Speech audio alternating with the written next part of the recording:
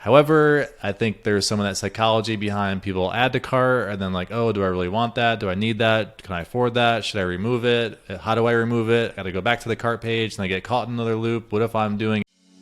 Welcome to another episode of Guess the Test by Elevar, where you learn the data behind a conversion optimization experiment, the variance competing, and of course, the winning version and learning lessons.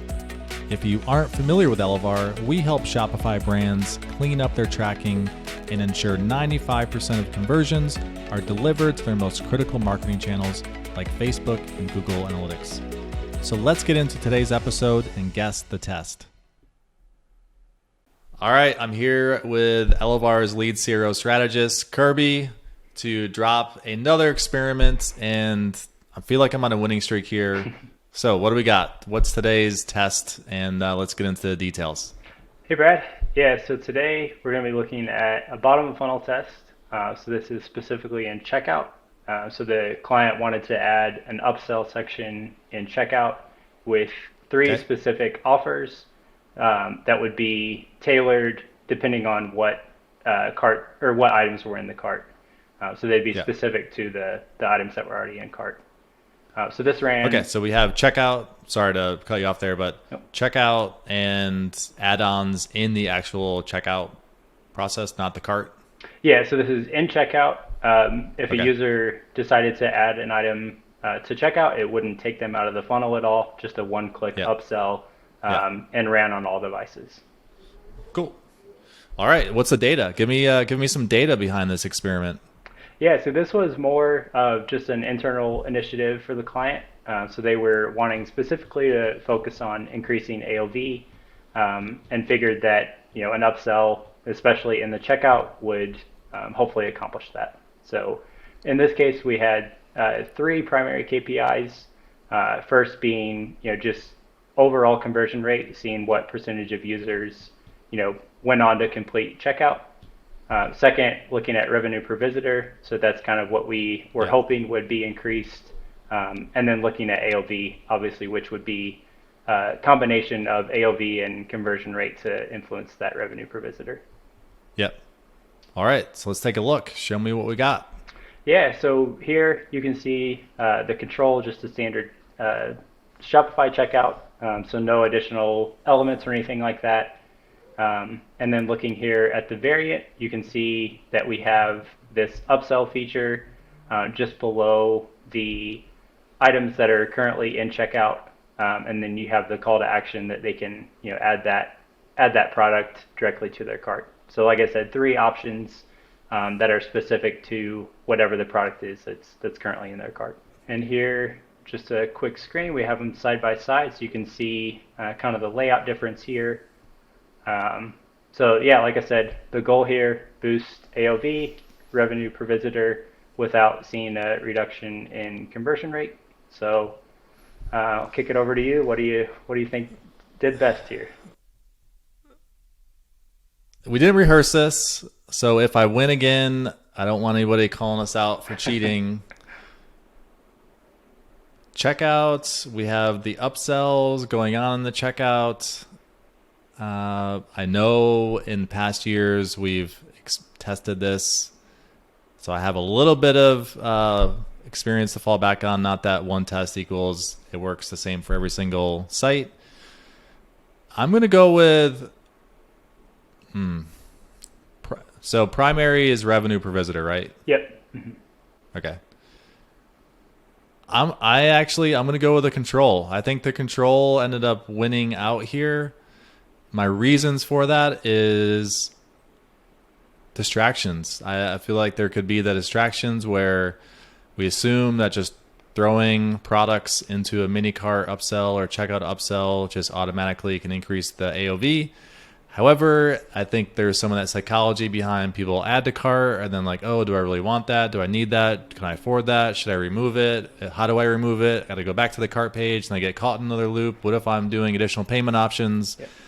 So that's my reason for going with the control, and I'm going to say this experiment did not ultimately prove out to be a winner for the customer. How'd I do? Yeah, so as you said, we didn't rehearse, and you hit this one out of the park as well. All right. You're, Nice. you're on your hot streak. Yeah, so looking at our primary KPI, revenue per visitor, we actually saw about a 2.5% decrease in revenue per visitor with an 80% statistical significance. Yep. Looking specifically at kind of the drivers of that, or the levers of revenue per visitor. So conversion rate was down 3.5%, with a 96% stat sig. So, really that was the primary driver in terms of overall performance being down. AOV, Yeah. we actually saw a slight increase of about a percentage point, but pretty inconclusive overall. So. Yeah. What was the brand's perspective? What was this a shock to them? How did they feel about this? Yeah, so it was a bit of a surprise, especially with the upsell offers being specific to the products that were already in checkout.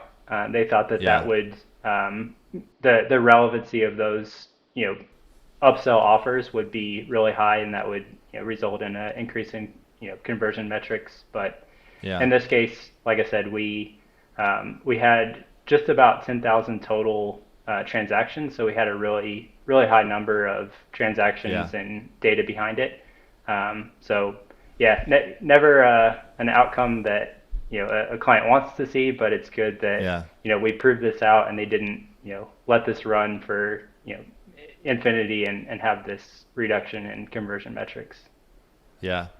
That's a great point to make, because I think it's easy to assume that a feature that we feel is going to improve equals increased conversion rate, average order value.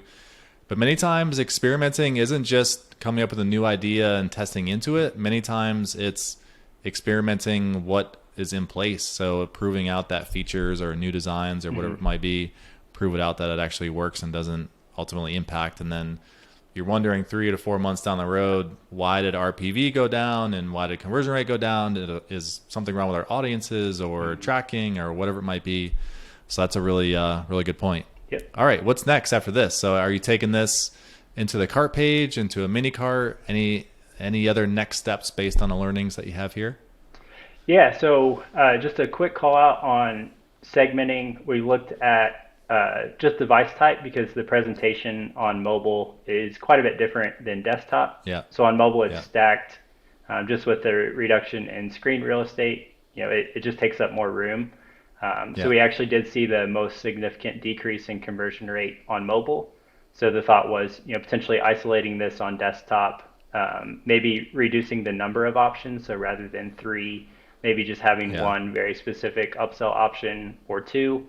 And then to your point, testing this at a different placement. So upsells can be, like an add-on on the PDP. It can be triggered by a modal on the PDP.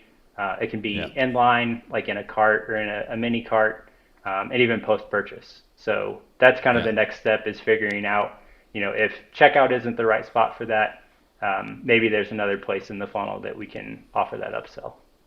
Yeah, cool. Speaking of upsells, got to plug Elevar here. If you're using the new unified checkout upsell funnel, whether it's CartHook, Zipify, Rebuy, any others that are out there, be sure that you follow our guide on tracking for that upsell funnel for Facebook, Google Ads, everything else involved, because it's not just the old way of setting up tracking doesn't work. So just be cognizant of that, because we don't want any emergency tracking issues. I think that's it. Kirby, anything else? That's all I got. Yeah. All right. See ya. Yep. See you next time.